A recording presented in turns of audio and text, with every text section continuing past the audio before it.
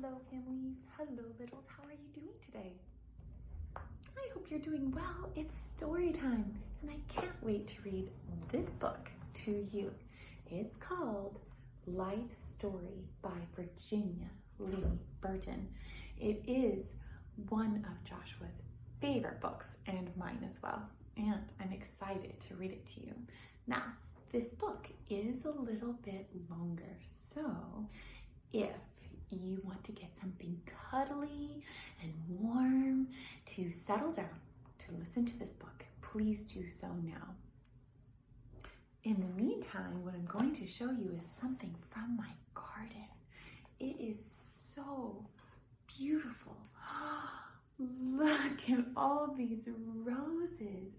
And this is just one of the vases that I have that is filled with roses. I have 5 vases with beautiful, wonderfully smelling roses. Now, sometimes roses don't have a scent. Over time, people who were creating the different types of flowers took the scent out, unfortunately. But these are old world roses, which means that they are from a seed of a plant from a long, long time ago, that the flower actually still retains the beautiful scent that it was intended to always have.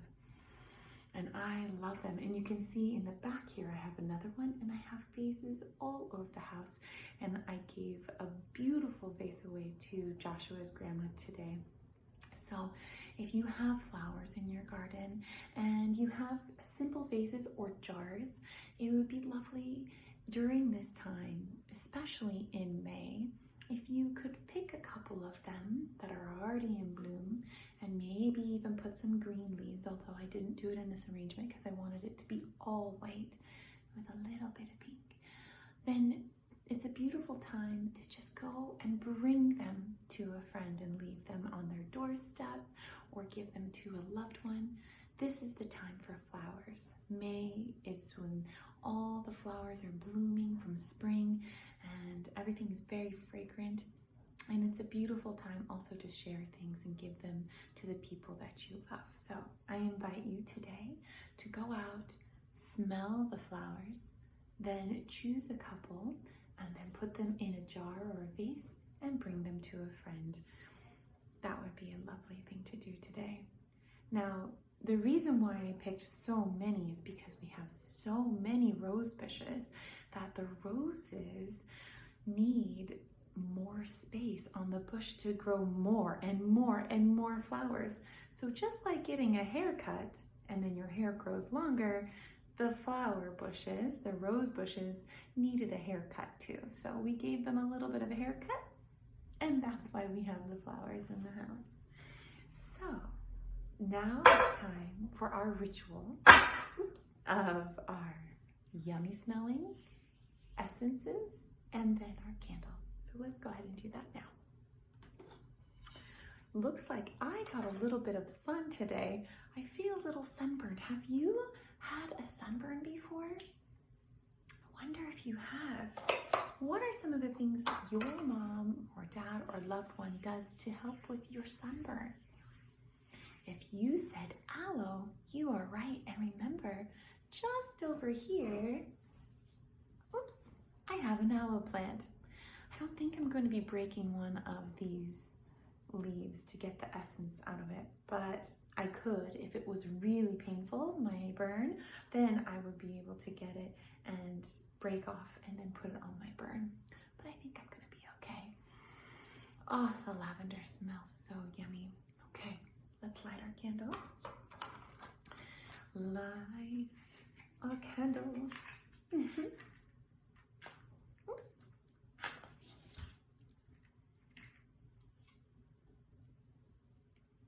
And every time I light this candle, I think of you, Bo, because you brought them to me. Thank you so much.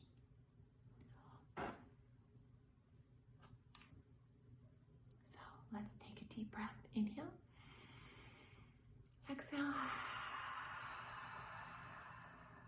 Inhale again. Exhale. Nice straight backs if we're sitting Indian style. And let's see, where are we going to see this? There, we can see it now. I hope you can see me. Can you see me? Let me do this.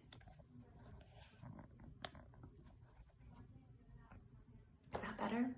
I hope so. All right, life story. Now remember, this is a little bit of a long book, so please get comfy. I'm going to scoot closer so you can see me. There we go. Okay. So on this first page, I will invite you to please go and purchase this book because there are so many drawings and pictures that she created. And it's interesting to think about what this is, but this is the layers of the earth underneath the topsoil that we are walking on right now. And so it's showing that over time, layer upon layer of dirt have fallen and things are inside the soil. Long, long time ago, there were dinosaurs. And I know Miles is going to be happy about this story. Life story. So she set the book up to look like they are looking at a theater of life. And there are the people sitting in the chairs looking at the stage, and the curtain is down, and she has the name of the book, which says Life Story, and her name right here, Virginia Lee Burton. And it's interesting here is the beginning, the start of it all, where we are in our house, and then our town, our city, our state, our country, our world, our hemisphere, or our continent, our hemisphere, our planet Earth and the solar system, and then the solar system, and then a galaxy. Milky Way. So it's taking you from the very beginning here of where everything started and bringing us all back down to right where we are, or vice versa.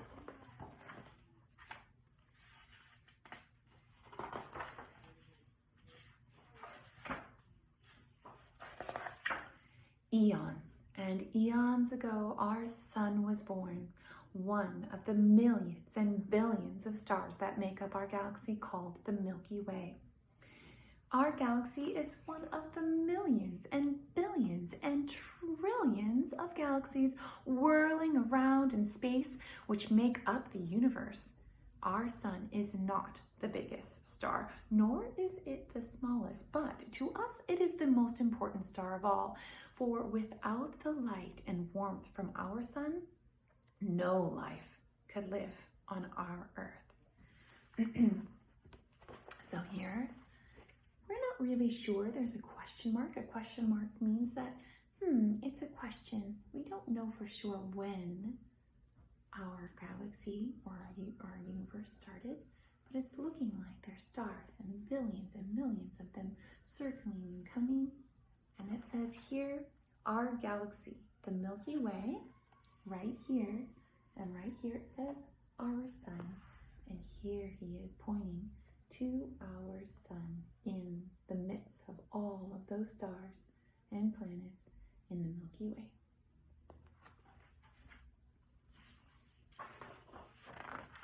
Our Earth was born millions and billions of years ago, one of our sun's family of 9 planets. Our Earth is the 3rd planet out from the sun. It is not the biggest planet, nor is it the smallest, but to us it is the most important, for this is where we live. Our Earth turns once around on its axis every 24 hours, which makes 1 day, and it takes 365 days, which is 1 year, to travel once around the sun. That is how we measure time.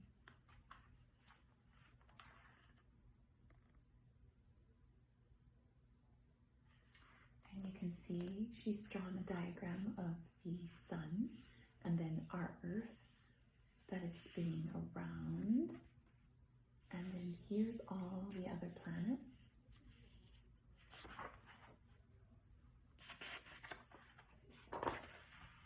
Thousands of millions of years ago, our Earth was red, hot, fiery ball of matter, surrounded by clouds of dust and swirling gases, hurtling through space as it traveled around the sun at the speed of 1,100 miles a minute, or 66,000 miles an hour. There are many varied theories about how our moon was born. Some say it was once a part of our Earth, which spun off into space. Some say it was a separate and smaller ball of matter, but nobody really knows because there was nobody there. Anyway, our moon circles our Earth about once a month, or to be exact, every 29 and a half days.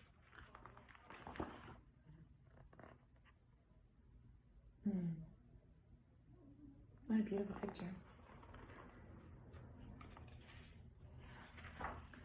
Way back in time, when our Earth was young, no life could have lived on it.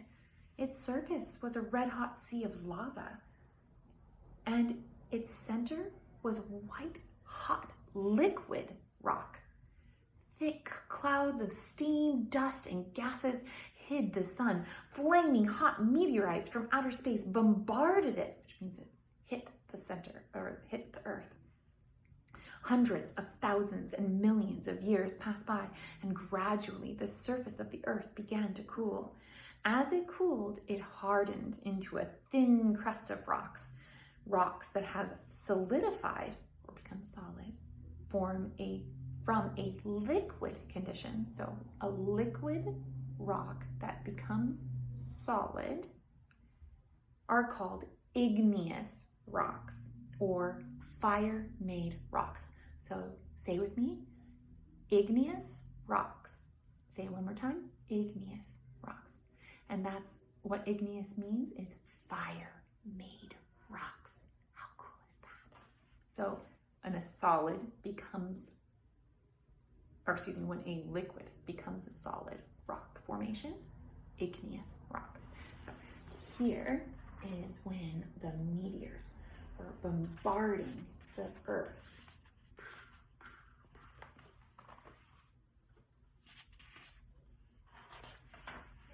Slowly, the crust of our cooling Earth began to shrink, and as it shrank, it wrinkled like the skin of an old dry apple, except that our Earth's wrinkles were great high mountains and low valleys and deep ocean basins. The ancient rocks were squeezed and pushed and folded up and down. Heat and pressure changed them into another kind of rock called metamorphic rock, which means changing in form. Thick, dense clouds of steam still hid the sun. Life may have been present at this time, but there is no record of it, according to when she wrote this book. So, with everything, children, when you are reading something, especially something about science, you always have to know that science and information are constantly changing. And so even though this is the most accurate for this time, we are now in a different time and there may be even more accurate information. So always question what you read. That is okay. So let's all say metamorphic. Can you say that with me? Metamorphic. And that is when a rock changes its form from one to another kind under pressure. So it means changing in form, metamorphic. We know another word that's also called, that has that same first part of it, metamorphosis. Who has a metamorphosis? Do you remember? The butterflies. The butterflies change from a caterpillar to a butterfly. Meta means change. So we're talking about metamorphic, which is changing form, changing the form that it was in. The rock has changed. Here is the scene of all the mountains crinkling up.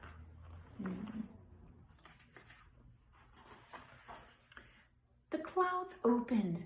Rain poured down in torrents on the now cooled surface of our earth, filling the ocean basins and wearing down the mountains. Rivers and streams carried little particles of rock down and deposited them in layers on the floor of the oceans. In time, these layers of sand, gravel, and clay hardened into a rock called sedimentary rock.